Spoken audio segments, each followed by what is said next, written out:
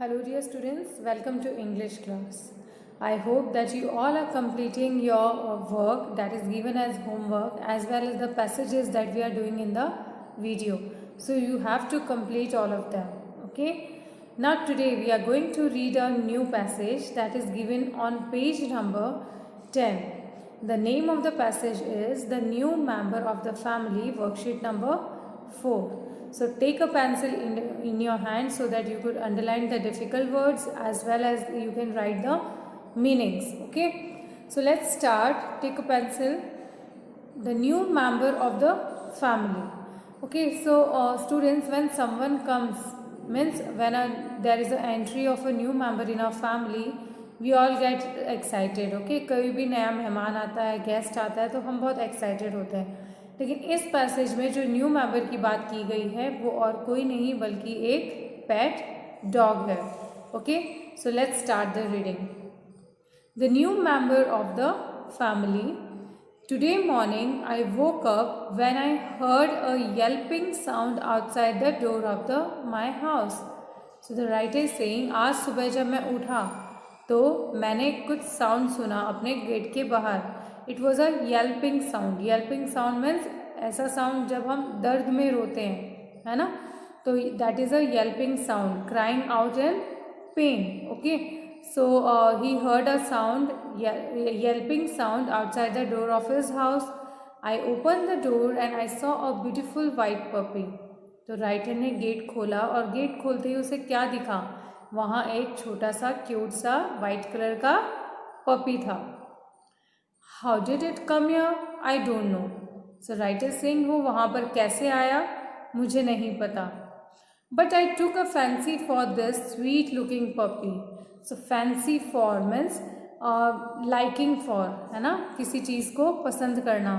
So writer को उस puppy को देख के मतलब बहुत अच्छा लगा. वो चाहता था कि उस पैट को वो अपने साथ रखे. I know my parents would never like to keep a dog in the house, especially my mother, who hated the very sight of an animal running about the house. I know my parents would never like to keep a dog in the house. So writer is saying कि मुझे पूरा पता था कि मेरे जो parents हैं वो कभी भी एग्री नहीं होंगे एक पेट डॉग को अपने घर पे रखने के लिए. Especially my mother, who hated the very sight of an animal. So writer को पता था कि उसकी जो मम्मी है वो बिल्कुल भी पसंद, उनको बिल्कुल भी अच्छा नहीं लगता कि कोई एनिमल उनके घर में एज अ पेट रहे और वो यहाँ वहाँ दौड़ता रहे, गंदगी करता रहे. She felt that feeding a dog properly was not also easy. So उसे उसकी मम्मा जो है उनको ये भी लगता था कि एक डॉग का पालन पोषण करना या उसे खाना खिलाना, टाइमली उसका सारा काम करना, it's not a simple task. Okay. There was always a fear that it might bite somebody and cause much trouble. और हमेशा उसकी मम्मी को ये डर लगा रहता था कि क्या पता डॉग कभी किसी को काट ले और किसी को कुछ नुकसान पहुंचा दे. तो इसीलिए वो नहीं चाहती थी कि वो एक डॉग को एज अ पेट अपने घर पे रखे. Okay. Second paragraph. I am glad that I was able to persuade her to accept my point of view. लेकिन एट लास्ट इतनी सारी रीजंस के बाद भी राइटर अपनी मम्मा को कन्विंस करने के लिए रेडी हो गया, मतलब कन्विंस कर पाया उनको. उसने हाँ भर, मतलब उसके जो पेरेंट्स हैं उन्होंने हाँ भर दी ताकि वो अपने पेट को वहाँ पर रख सके. I told her feeding the dog would be my responsibility. अब राइटर ने अपनी मम्मी को कैसे राजी किया कि वो उस डॉग को घर पे रखे. सबसे पहले उसने अपने जो डॉग है उसकी फीडिंग मीन्स उसको टाइमली खाना खिलाने की responsibility Lee. As far as its biting goes, I told them that dog never bites a person unless provoked. So the writer assured them कि जहाँ तक काटने का सवाल है डॉग कभी भी किसी को बाइट नहीं करते अगर आप उनको छेड़ो नहीं. अगर आप उनको छेड़ोगे तो वो भी रिटर्न में आपको काटेंगे या कुछ भी रिएक्ट करेंगे. लेकिन अगर आप चुपचाप रहो या उनको छेड़ो ही नहीं तो वो आपको कुछ भी हार्म नहीं पहुंचाएंगे. They are not harmful. Provoked means to made angry. So provoked means made angry, means कोई भी एनिमल हो, डॉग ही नहीं, अगर आप किसी भी एनिमल को परेशान नहीं करोगे तब तक वो आपको कोई नुकसान नहीं पहुंचाता, लेकिन अगर आप उसको पत्थर मार रहे हो, आपको उसको परेशान कर रहे हो, तो रिवर्ट में वो भी रिएक्ट करेगा। तो इसीलिए राइटर ने उनको एश्योर किया, कि उनको आश्वासन दिया कि जहाँ तक काटने का सवाल है, डॉग तभी काटते हैं जब आप उनको छेड़ते हो। Moreover, I assured them that I will undertake the responsibility for its regular medical checkup too. तो राइटर ने अपने मम्मी पापा को ये भी कहा, उसकी रिस्पॉन्सिबिलिटी भी ली कि इसका जो मेडिकल चेकअप है डॉग का, वो भी मैं रेगुलर करवाता रहूँगा। Seeing that I wanted dog so much, my parents agreed. तो जब उसके पेरेंट्स को लगा कि ये इतना सब कुछ एक डॉग के लिए करने के लिए तैयार हैं, सो दे एग्रीड, ओके, उन्होंने हाँ भर दिया। Although I dare say that they did so only unwillingly. Unwillingly मतलब उनकी बिल्कुल भी इच्छा नहीं थी कि वो एक पेट डॉग को घर पे रखे, लेकिन जब राइटर ने इतना उनको कन्विंस किया, इतने प्रोमिसेस किए और डॉग की पूरी रिस्पॉन्सिबिलिटी ली अपने ऊपर, so they got convince and they agree to keep a dog as a pet. I can't tell you how happy I feel today.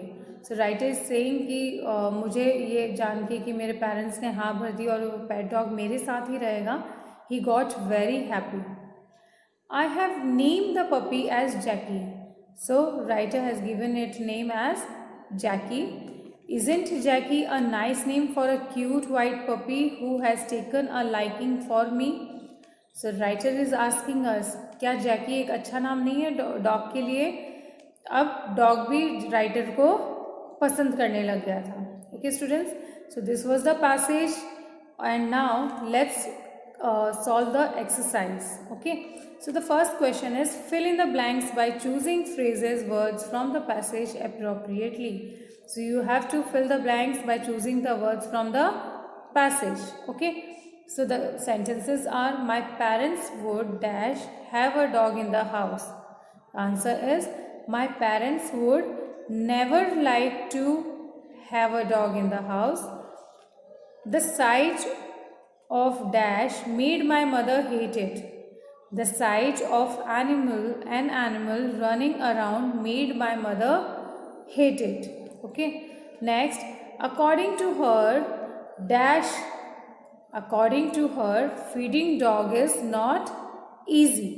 Okay, the fear that she always had was dash. The fear that she always had was that it might bite somebody and cause trouble.